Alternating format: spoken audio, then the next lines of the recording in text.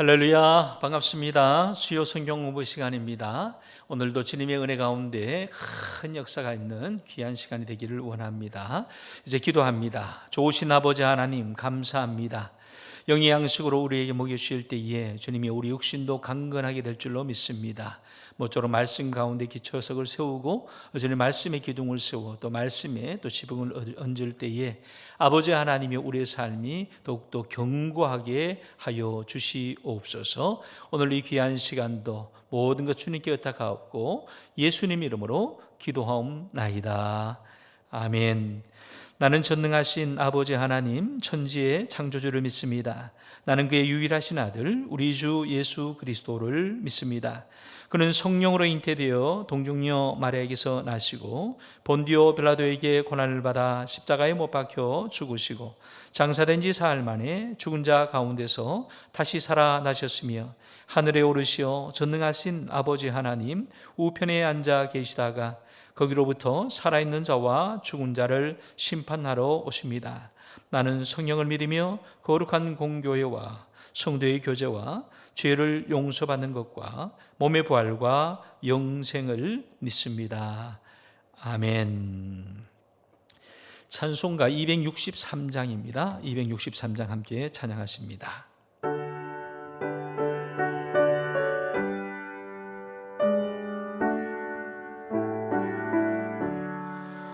이 세상 험하고 나 비록 약하나 늘 기도 힘쓰면 큰 권능 얻겠네.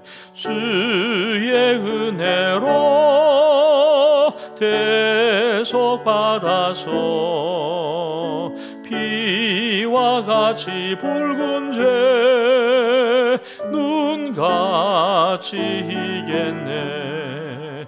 주님의 권능은 한없이 크오니 돌 같은 내 마음 곧 녹여주소서. 주의 은혜로 대속받아서 피와 같이 붉은 죄 눈같이 이겠네. 내 마음이 약하여 늘 넘어지오니 주 예수 힘주사 구세게 하소서. 주의 은혜로 대속받아서 피와 같이 붉은 죄 눈같이 이겠네. 죄사함 받은 후 새 사람 되어서 주 앞에 서는 날 늘 찬송하겠네. 주의 은혜로 대속받아서 피와 같이 붉은 죄 눈같이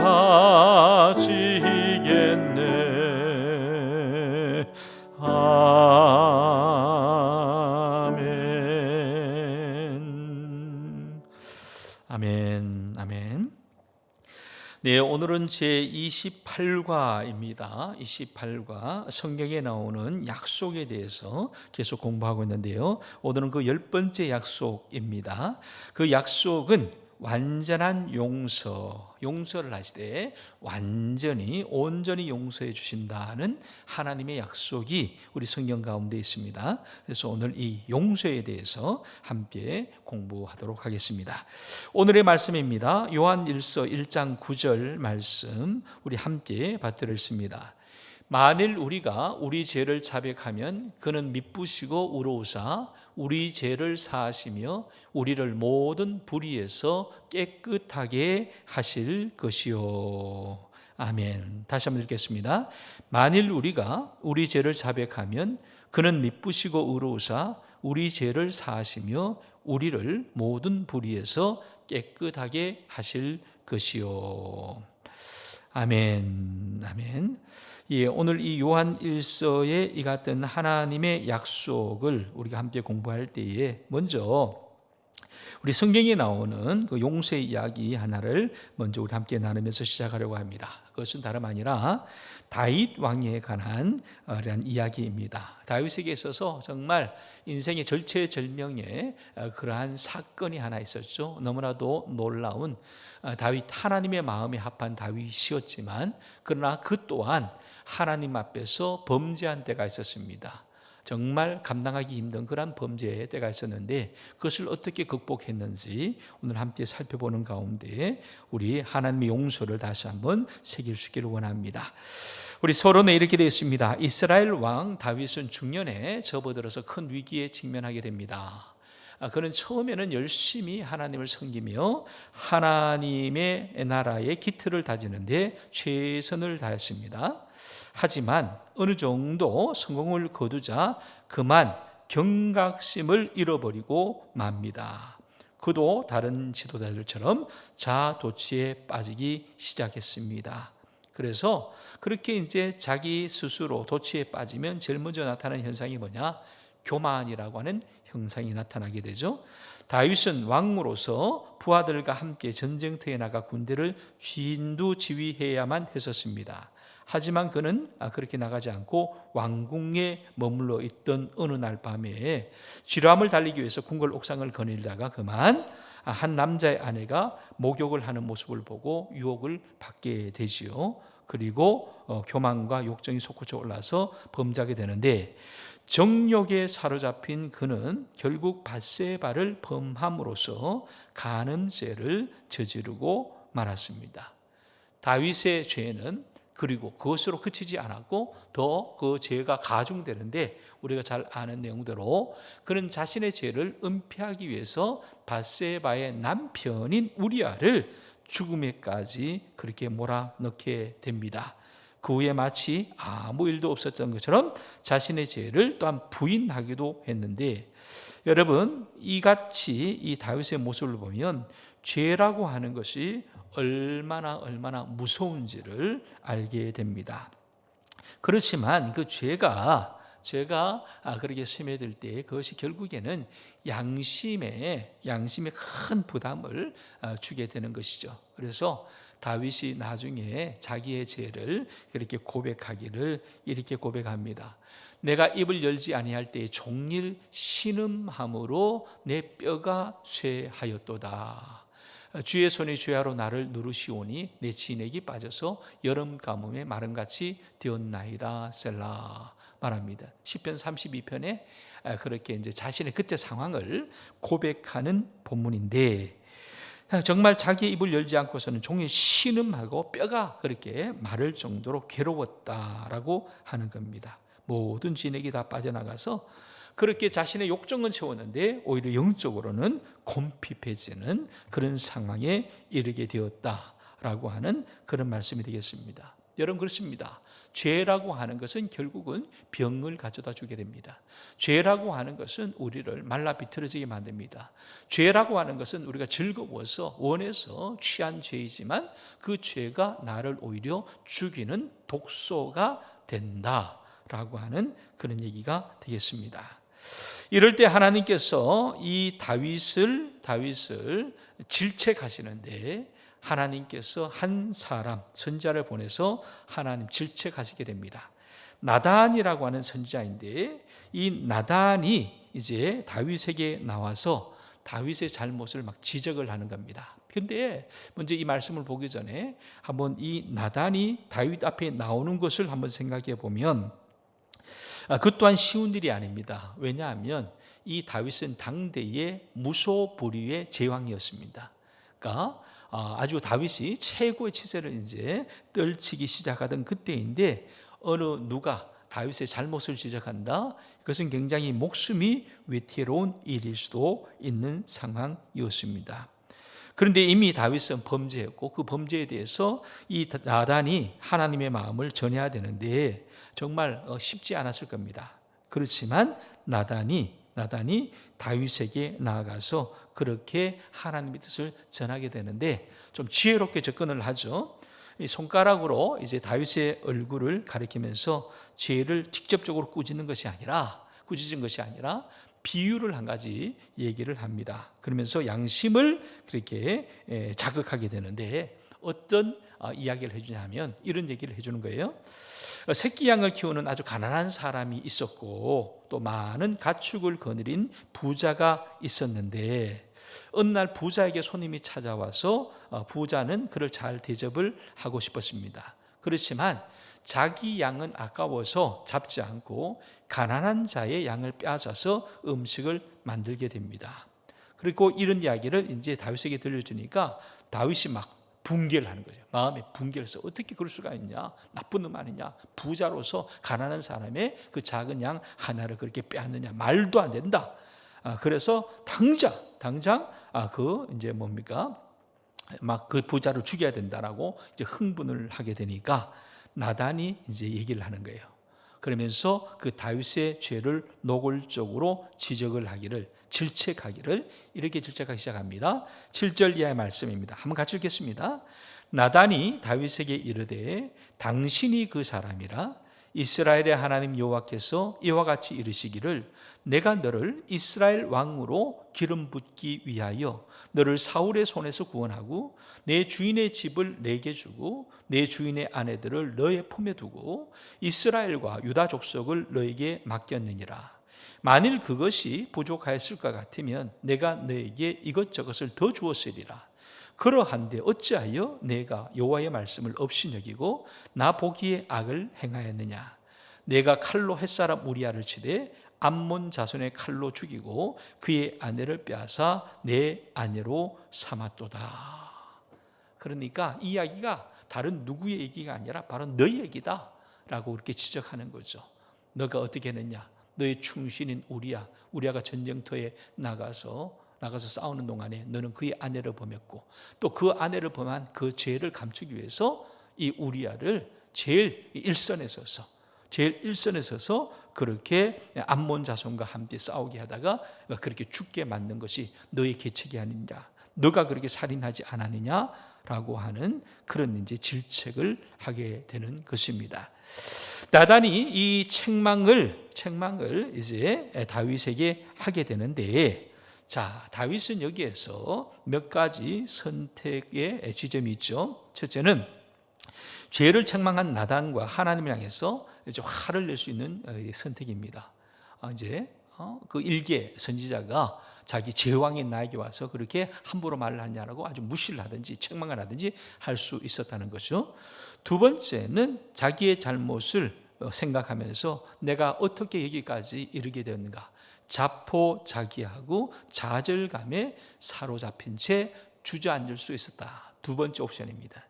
그렇지만 세 번째 옵션이 있죠. 죄를 고백하고 하나님과의 관계를 회복하는 것 또한 하나의 선택지가 될 수 있었다는 얘기입니다.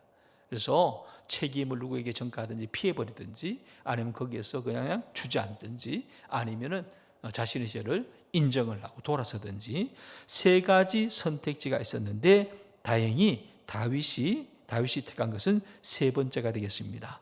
그래서 다윗이 자신의 죄를 고백하게 됩니다. 자신의 죄를 고백하게 되는데 이렇게 자신의 죄를 고백하는 다윗의 이 고백이 시편 51편에 나오게 됩니다. 시편 51편에 보면 다윗의 시라고 되어 있고, 다윗이 밧세바와 동침한 후 선지자 나단이 그에게 왔을 때, 즉 나단의 책망을 듣고 난 다음에 그가 자신을 돌아보면서 책망하는 그 소리를 듣고 난 다음에 자기의 처지를 그렇게 하나님 앞에서 돌아보면서 고백하는 시가, 너무나도 처참한 시가 바로 시편 51편이 되겠습니다. 자신의 죄를 이렇게 고백합니다. 우리 천천히 한번 이 말씀, 우리 잘 아는 말씀인데요, 함께 읽도록 하겠습니다. 하나님이여, 주의 인자를 따라 내게 은혜를 베푸시어 주의 많은 긍휼을 따라 내 죄악을 지워 주소서. 나의 죄악을 말갛게 씻으시며 나의 죄를 깨끗이 제하소서. 물은 나는 내 죄가를 아오니 내 죄가 항상 내 앞에 있나이다. 내가 주께만 범죄하여 주의 목전에 악을 행하여 싸우니 주께서 말씀하실 때에 의로우시다 하고 주께서 심판하실 때 순전하시다 하리이다. 내가 죄악 중에서 출생하였으며 어머니가 죄 중에서 나를 잉태하였나이다. 보소서, 주께서는 중심이 진실함을 원하시오니 내게 지혜를 은밀히 가르치시리이다. 우술초로 나를 정결하게 하소서. 내가 정하리이다. 나의 죄를 씻어주셔서 내가 눈보다 희리이다. 내게 즐겁고 기쁜 소리를 들려주시사 주께서 꺾으신 뼈들도 즐거워하게 하소서. 주의 얼굴을 내 죄에서 돌이키시고 내 모든 죄악을 지워주소서. 하나님이여, 내 속에 정한 마음을 창조하시고 내 안에 정직한 영을 새롭게 하소서. 그러면서 이제 자신의 죄를 그렇게 이제 고백하게 되는 겁니다. 그래서 이 7절에 보면 우술초로 나를 정결하게 해달라고, 정하게 해달라고 하는데, 이 정결 예식 때에 그렇게 물이나 짐승의 피를 적셔서 뿌리는 그런 이제 나무 풀 같은 겁니다. 그걸 가지고 이제 했다는 거죠. 그 정도로 이 나단의 책망 앞에서 다윗은 자기의 죄를 고백하는데, 그 고백의 죄가 그 죄의 고백이 아주 잘 드러난 내용이 바로 이 시편 51편의 시가 되겠습니다. 그만큼 다윗은 그 마음속에 깊은 이제 아픔이 새겨지게 된 거죠. 상처가 새겨지게 된 것입니다. 다윗뿐만 아닙니다. 그의 가족 또한 남은 생애 동안 죄로 인해서 깊은 상처를 감당해야만 했습니다. 그렇지만 하나님은 그의 기도를 들어주시고 또 그를 온전히 용서해 주시는데, 51편에 그런 다윗이 고백하는 죄의 고백의 시가 있다면 시편 32편은 용서받은 자의 기쁨을 노래한 시가 있습니다. 용서받은 자의 기쁨을 이렇게 노래했는데, 허물의 사함을 받고 자신의 죄가 가려진 자는 복이 있도다. 마음에 간사함이 없고 여호와께 정죄를 당하지 아니하는 자는 복이 있도다. 내가 입을 열지 아니할 때에 종일 신음함으로 내 뼈가 새하도다. 주의 손이 주야로 나를 누르시오니 내 진액이 빠져서 여름 가뭄의 마름같이 되었나이다. 셀라. 내가 이르기를 내 허물을 여호와께 자복하리이다 하고 주께 내 죄를 아뢰고 내 죄악을 숨기지 아니하였더니 곧 주께서 내 죄악을 사하셨나이다. 여러분, 이렇게 다윗이 자신의 죄를 고백할 때에 하나님께서 어떻게 자신을 용서해 주었는지를 그렇게 노래하고 있습니다. 여러분, 그렇습니다. 죄를 자백하면 미쁘시고 의로우신 하나님께서 우리 죄를 사하실 것입니다. 그리고 우리를 모든 불의에서 깨끗하게 해 주실 줄로 믿습니다. 여러분, 죄라고 하는 것은 대단히 중요합니다. 대단히 위험합니다. 대단히 정말 무서운 것입니다. 왜냐하면 죄의 문제는 그저 그 결과로 형벌을 받는 것보다 더 큰 문제가 뭐냐 하면 하나님의 마음을 아프게 한다는 데 문제가 있습니다. 그래서 내가 죄를 짓는 것은 나로 인해서 내가 아프고 내 주변이 아픈 것을 넘어서서 아버지 하나님을 아프게 하는 것이다 라고 하는 거죠. 그래서 죄를 생각할 때에 우리가 놓치지 않고 붙들어야 될 것이 바로 이 대목입니다. 나의 죄는 나만이 아니라, 내 죄 때문에 당하는 상대만이 아니라 하나님을 근본적으로 아프게 하는 것이다. 그래서 필요한 것이 뭐냐 하면 죄를 통회하고 자복하는 것이 필요합니다. 그래서 죄의 고백, 오늘 이 다윗처럼 죄의 고백이 중요한데, 이 고백이라고 하는 것은 같은 것을 말한다라고 하는 그런 의미입니다. 그래서 죄에 대해서 하나님이 어떻게 말씀하시는지 그 하나님이 말씀하시는 것과 같이 똑같이 말을 하는 것이 바로 고백이라고 하겠습니다. 그래서 죄는 하나님을 향한 범죄인데 그 범죄에 대해서 하나님이 마음 아파하는 것을 나도 동일하게 그렇습니다. 내 죄가 하나님의 마음을 아프게 했습니다. 나로 인하여 하나님이 아프셨습니다. 라고 고백하는 것이 죄의 고백이라고 하겠습니다. 다윗은 죄를 진정으로 뉘우쳤기에 하나님의 용서를 받을 수 있었습니다. 하나님은 그의 죄를 말끔히 씻어 주시는데 그는 자신의 죄가 발각되거나 형벌을 받게 될 것을 두려워하기보다 하나님의 계명을 어기고 그분의 마음을 아프게 해드린 것을 뼈저리게 뉘우치게 됩니다. 여러분, 우리가 놓치지 말고 꼭 붙들어야 될 것이 있다면 죄는 그 무엇이든지 하나님의 마음을 아프게 하는 것이다 라고 하는 사실입니다. 한번 따라서 할까요? 죄는 무엇이든지 하나님의 마음을 아프게 한다. 그렇습니다. 죄는 무엇이든지 하나님의 마음을 아프게 하는 것입니다.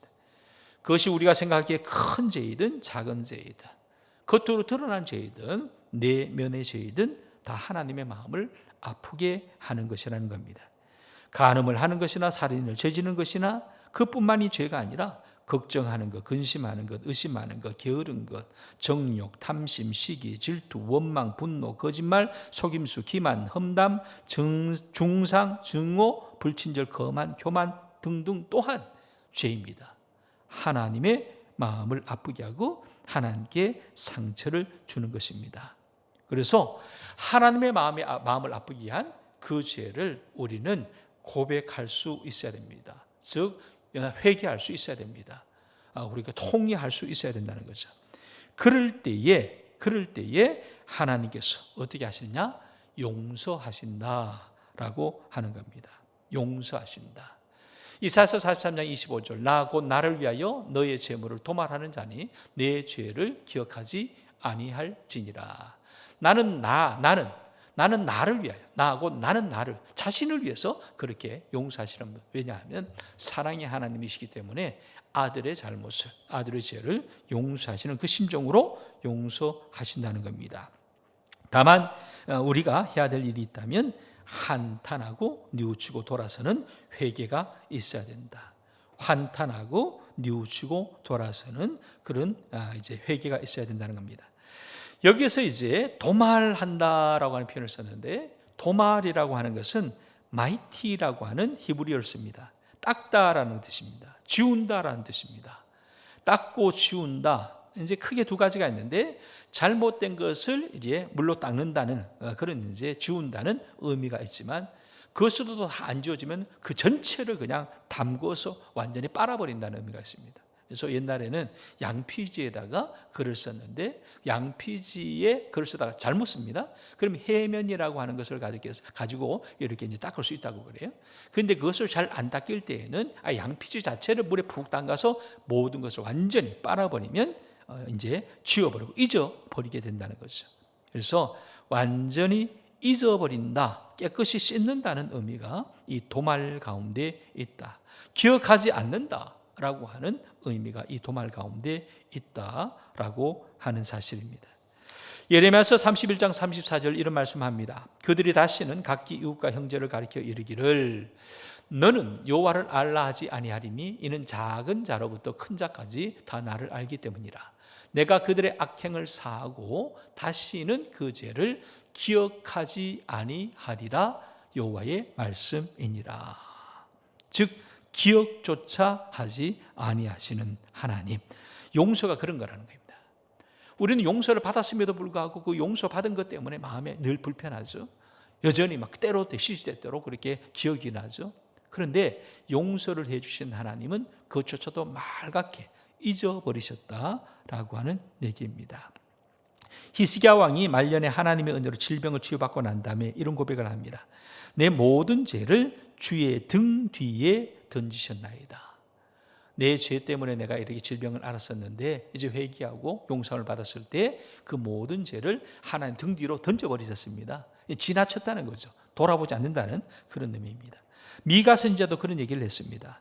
다시 우리를 긍휼히 여기셔서 우리의 죄악을 발로 밟으시고 우리의 모든 죄를 깊은 바다에 던지시리이다. 이제 깊은 바다에 던지면 다시 꺼낼 수 없다는 겁니다.